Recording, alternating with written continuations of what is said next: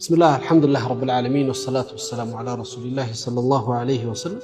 السلام عليكم ورحمة الله وبركاته.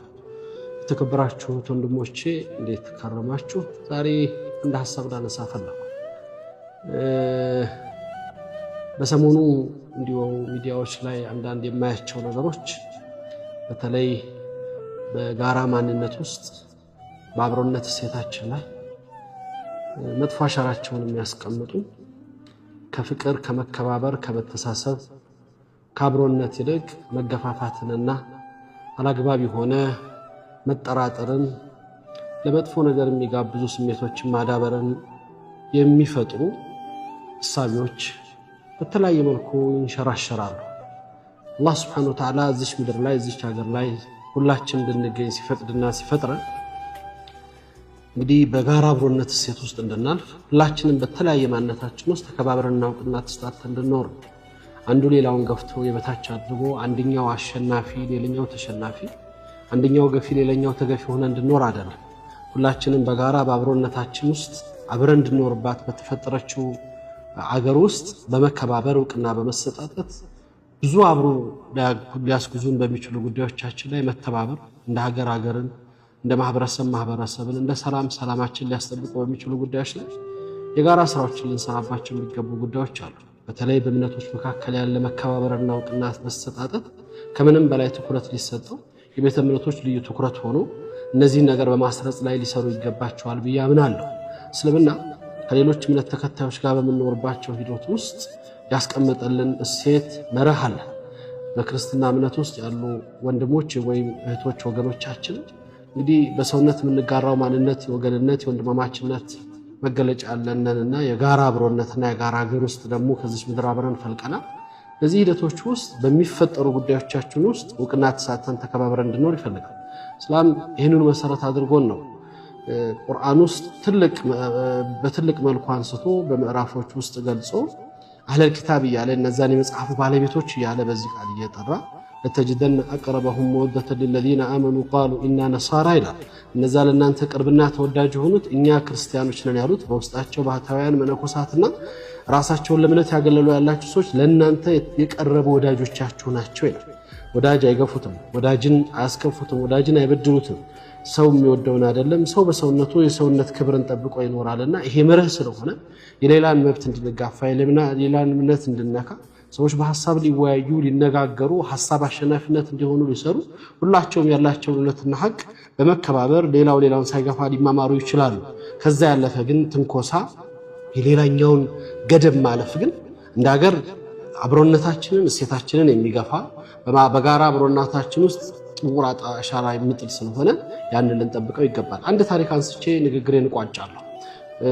ብዙ ጊዜ በነብዩ ሰለላሁ ዐለይሂ ወሰለም ከነጅራን ክርስቲያኖች ጋር ያነሱትን ሐሳብ አንስቻለሁኝና ዛሬ አንድ ሐሳብ ውስጤ ላይ መጣልኝን በዑመር ኢብኑ አብዱል አዚዝ ኸሊፈቱል ኻሚስ አምስተኛው ኸሊፋ ተብሎ በሚታወቁት ዑመር ኢብኑ አብዱል አዚዝ ታሪክ ውስጥ አንድ የሚገርም ታሪክ ልንገላችሁ። በሳቸው ዘመን ሶስት ባለሀብት የሆኑ ሰዎች እዛ ዑመር ኢብኑ አብዱል አዚዝ በሚያስተዳድሩበት ግዛት ውስጥ እንግዲህ የሙስሊሞች ኸሊፋ መሪ ናቸው።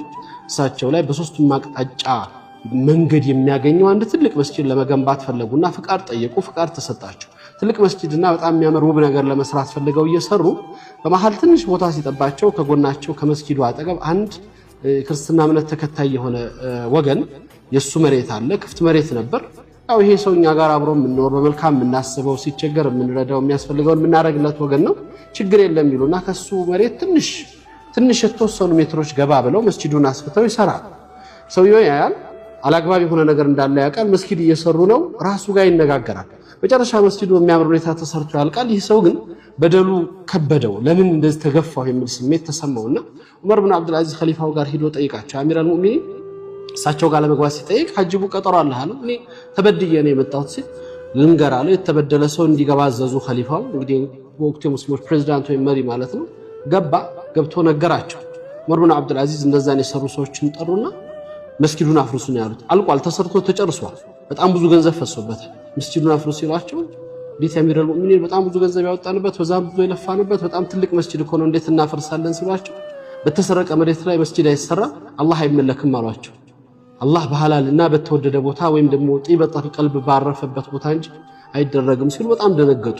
አፍርሱ መስጂዱን አፍርሳችሁ የዚህም ሰውዬ የተበደለውን ሰው መሬት መልሱ አሏቸው በጣም ደነገጡ አንድ እድል ይስጡን አሏቸው ምንድነው በቃ ሰውየውን እንዲሸጥልን እንጠይቀው አንድ ቀን ሰጣችኋለሁ ሰውየው ተቀብሎ ከሸጠላችሁ እሱ ፈቃደኛ ከሆነ እሱን ፈቃድ ካረጋገጡ መስጂድነቱ ይቀጥላል ካልሆነ ግን ነገ መስጂዱ ይፈርሳል ነው ያሉት ምንም ሌላ አማራጭ ሐሳብ እንኳን አላቀረቡ ሻሩ ተስማሙ ሰውየውን ሄደው ጠየቁኝ አብረን የኖርን ሰዎች ነን አንተና እኛ ብዙ ነገር አለ እስክንጨርስ ጠብቀህ ለምን እንዲህ አደረከን ቀድመህ ብትጠይቀን እኮኛ ትንሽ መሬት ነው ብለን የራሳችን ወገን ነህ ብለን አስበን ይሄን ያደረግነው ስንት እንክፈላህ አሉት የመሬቱን ያጠቃላይ መሬቱን 3 እጥፍ ጠይቃቸው ሲል በቃ እንከፍላለን አሉት እንከፍላለን መስጂዱ ከሚፈርስብን እንከፍላለን ብለው ለሰውየው ሊከፍሉ ተስማሙ እሱ እንደተስማማ መሬቱን እንደሸጠላቸው ሊነግራቸው ዑመር ብን አብዱል አዚዝ ዘጋይዘው ሄዱ ተስማምቷል ሰውየውን ሸጠልን በዚህ ዋጋ ተስማማና ዑመር ብን አብዱል አዚዝ ይሄን እነሱ ምላሽ ከሰሙ በኋላ ሰውየውን አስጠሩት ተስማማህ ልትሸጥ አዎ የሸጥክላቸው በጫና ፈጥረውብህ ነው ወይስ ደግሞ ባንተ ፍቃድ ነው በፍቃድ ነው